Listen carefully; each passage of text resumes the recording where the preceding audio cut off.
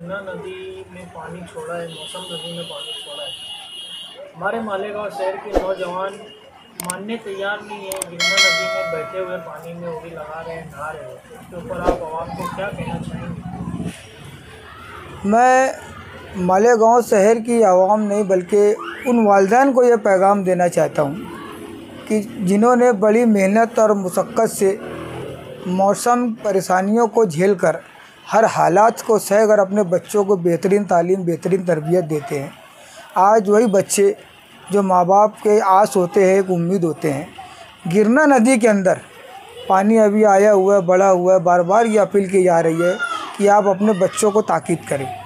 इसके बावजूद भी आज जो मौसम नदी का जो नज़ारा देखने में आया, बहुत ही अफसोसनाक है। छोटे छोटे बच्चे जो ब्रिज से काम चालू उस पर से उड़ रहे हैं। मैं आवाम से ये गुजारिश करता हूँ कि जान बहुत कीमती चीज़ है, अल्लाह की दी हुई एक बेहतरीन नियामत है, उसे इस तरह ज़ाय ना करें। मैं अपील करता हूँ तमाम मालेगांव शहर की आवाम से कि आप खुद भी ना जाएं पानी देखने के लिए।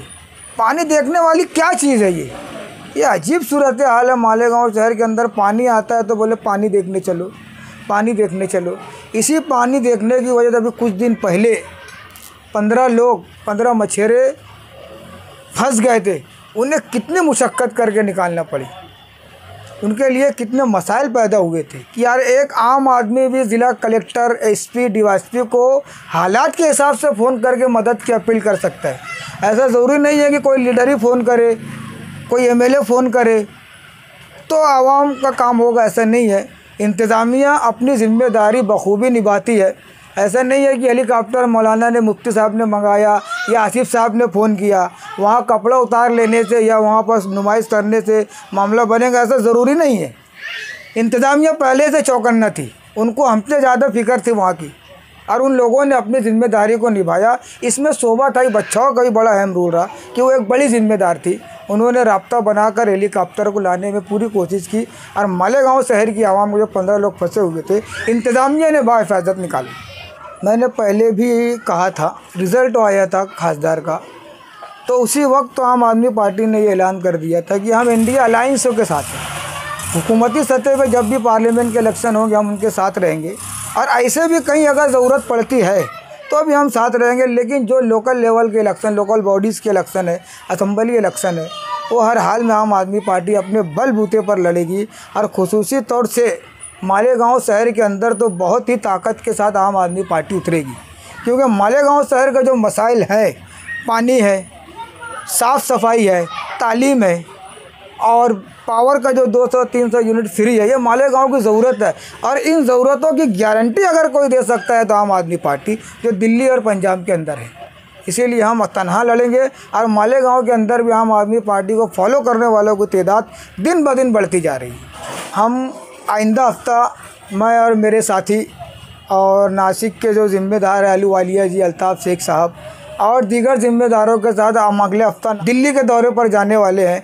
वहाँ के जो कामकाज है, प्राइमरी स्कूल है, जो दीगर कामकाज है, उस ताल्लुक़ से वहाँ पर दौरा किया जाएगा और वहाँ के ज़िम्मेदारों से तारीख़ ली जाएगी कि आप महाराष्ट्र के दौरे पर कब आएंगे, और मालेगांव के लिए हमें तारीख़ दें कि कौन से लीडर हम खुसूसी तौर से, और आतिशी जी और संजय सिंह, रघु चड्ढा, इन लोगों से खुसूसी दरख्वास्त तो करेंगे कि आप मालेगांव शहर में आइए। यहाँ के हालात आम आदमी पार्टी के लिए साजगार है।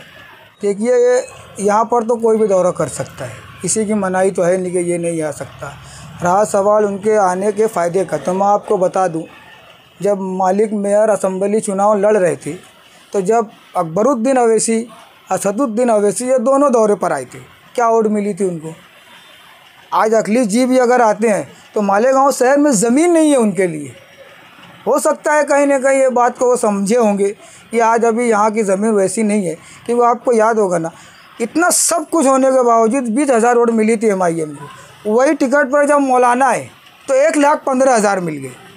इसकी वजह यह थी कि मौलाना के साथ में मकबूलियत थी, एमआईएम की मकबूलियत थी, तो मिलकर के वोट का परसेंटेज बढ़ा था।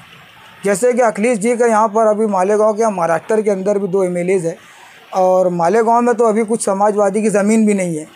तो वो अगर आते भी हैं तो मैं नहीं समझता हूँ कि शहर की आवाम को उससे या वोट का परसेंटेज बढ़ेगा। खाली इतना है कि लोग जो मालेगांव शहर में आमतौर से होता है कि बाहर के लीडरान को देखने के लिए भीड़ तो इकट्ठा होती है, सिर्फ लोग जाएंगे और सुनेंगे। जैसे अवैसी साहब को पहली टर्मों में सुने थे, मजबूती तो तब मिली थी जब मौलाना उस टिकट पर आए। तो यहाँ तो कुछ भी नहीं है, वो आते भी है तो उनको ये बात समझ रही है कि एक कारपोरेटर भी नहीं है आज की पोजीशन में, या कहीं होगा भी तो पता नहीं। और जो लोग हैं तो आप आवाम से पूछ सकते हैं उनके बारे में ये राय है, ये कहीं एक कारपोरेटर का इलेक्शन नहीं जीत सकते, तो असेंबली बहुत दूर की बात है। ऐसा आवामी राय भी है, तो उसका कहीं ना कहीं उनको समझ में आया होगा मालेगांव शहर के लिए। या हो सकता है कि आगे कुछ मामला जम जाए तब आ जाए, लेकिन उनके आने से बहरहाल मालेगांव में कोई ऐसा भला होने वाला नहीं, जहाँ तक कि मैं समझता हूँ। डायमंड कारपेट, हमारे वहाँ कारपेट, ग्रास, हेडलोन, रेलवे वाला कारपेट होलसेल रेट में दिया जाता है। हमारा पता याद रखें, मुस्तफ़ा बंगार बाज़ार, डायमंड कारपेट।